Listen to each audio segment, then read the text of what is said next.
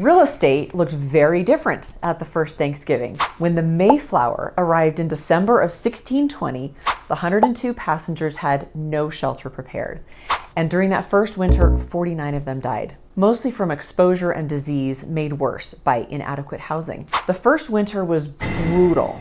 Pilgrims lived mostly in communal buildings or makeshift shelters, or many of them still aboard the Mayflower because housing was not ready. Nearly half the colonists had died that first winter. The cause of most deaths was exposure. With no dry firewood, no windproof walls, houses had constant drafts, little insulation, and their clothes were never able to get completely dry. Of course, everything was done manually to build these shelters. Felling the trees, hand sawing planks, mixing the clay and straw for the walls.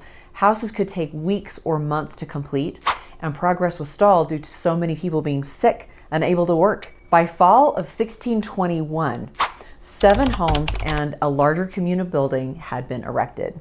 Secure housing did more than protect against the weather. It freed the survivors from constant scavenging for nightly shelter, letting them clear fields in February or March while snow was still on the ground. Dry storage lofts preserved the Wampanoag gift of seed corn. Indoor space allowed for the processing of food while other settlers hunted.